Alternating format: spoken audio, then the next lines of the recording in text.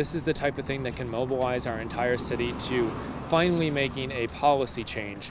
A champion for change along St. Louis Street, how local lawmakers are responding to the Daniel Riley trial, and the perseverance of Janae Edmondson. Temperatures cold out the door this morning, but we'll have a nice rebound as we head into your Sunday and through the week. Your Weather First forecast in minutes.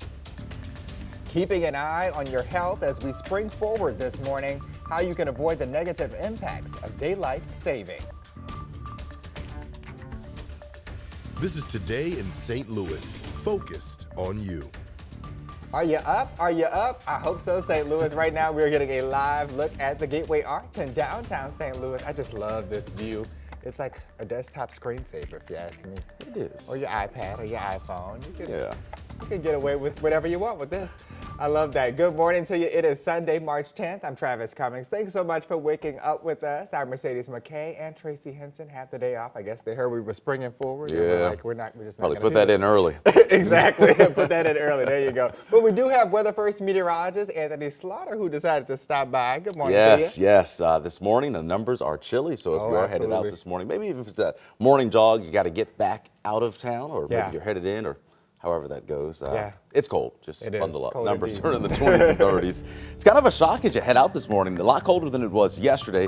But Travis, we will have sunshine, and sunshine galore all day long. Look at the big picture this morning. There's just not a lot happening across most of the country. The one exception is New England. If you're headed that direction, just heads up, rain showers from Washington, D.C., from New York, even into Boston, and then you have snow flying in Maine and upstate New York back towards parts of the Great Lakes. So for us, it's quiet here at home. We do have mostly clear skies, so when the sun does come up, now that it's daylight saving time, it'll be closer to about 7:15, so we still have to wait about an hour and 15 minutes before we start to see some daylight. It's 32 at Lambert, but there are some 20s on the map this morning. Alton, Chesterfield, even low 20s there, and Scott Air Force Base, Warrenton alike, all in the 20s. So high temperatures today will actually be warmer. We'll have mostly sunny skies. Numbers will climb into the mid-50s, and today that sunset is around 7 o'clock. Yeah, here we go, springing forward. We'll talk about some spring-like weather headed our direction for the rest of the week. That's coming up in the full forecast. Travis, back to you. All right, Anthony, thank you for that first look. Well, this morning, local leaders are demanding change in the wake of the Daniel Riley trial. Earlier this week, a jury found him guilty of causing the crash that cost Janae Edmondson both of her legs last year. Andy Krall sat down with one St. Louis alderman who's leading that charge for change. They discussed the trial and the frustration the Edmondson family shared exclusively with 5 on Your Side.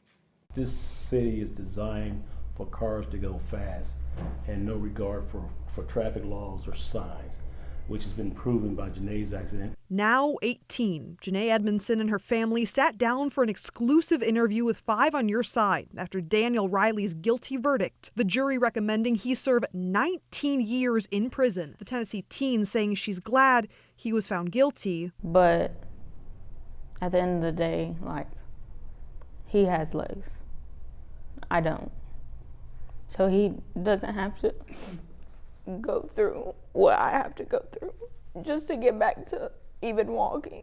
Janae's accident happened last February, but 2 women were killed last month getting hit by a vehicle while walking near Enterprise Center after the Drake concert. Her case was the tip of the iceberg that started the chain reaction. What a courageous young woman to sit up there and just tell us her story and really be a catalyst for change in our city. Alderman Michael Browning is sponsoring the Complete Streets bill, pushing for updated and more extensive safety practices with road engineering focused on people walking or biking.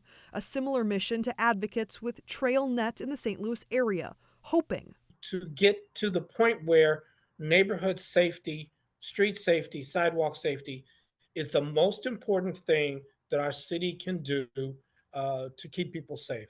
This isn't the first story like this, and I do hope it will be one of the last, because this is the type of thing that can mobilize our entire city to finally making a policy change that puts people first and makes sure that injuries like hers never happen again. Andy Krall, 5 on Your Side. And Alderman Browning says his Complete Streets bill is already in committee for the Public Infrastructure and Utility team to look at. They will meet again on March 25th. Well, right now you can find our entire interview with Janae and her family on ksdk.com. You can also find it on your YouTube page and our streaming app, 5+. Missouri Senator Josh Hawley is voicing his support for workers on the picket line in Hazelwood. Members of the Teamsters Union have been striking for about 2 weeks, and workers at Gray Bar Electric Supply are calling for higher pay and better health care benefits. Senator Hawley says these workers were excluded from shared profits because they are in a union. This company that advertises itself as being St. Louis, having St. Louis ties, come do right by these St. Louis workers. They just want to be included and treated the same as everybody else. To deliberately exclude them because they're in a union, they're doing all the same work as everybody else. They're doing terrific work. They deserve to have a fair wage and be included in the profit sharing arrangement. Hawley's opponent, Lucas Kuntz, visited the workers earlier this month.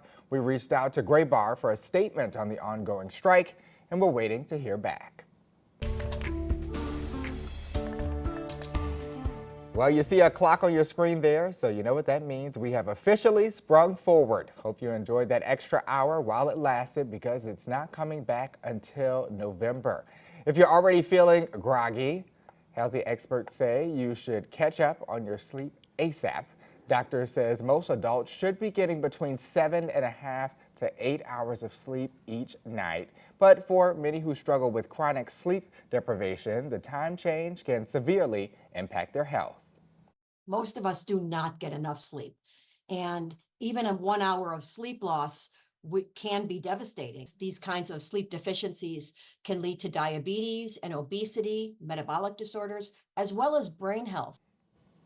If you're struggling with your sleep schedule, experts say you can start by asking your primary doctor for a sleep evaluation. Coming up, it's the final day for the Arch Madness basketball tournament, where you can catch the championship game later today. Plus, we're less than 1 month away from a total solar eclipse. After the break, the countdown workshop you can bring your kids to later today. All right, today temperatures will be climbing into the mid-50s, but look at the week ahead. We have 70s coming back and really through most of the week. We'll track your weather first forecast and our next chance of rain. That's coming up.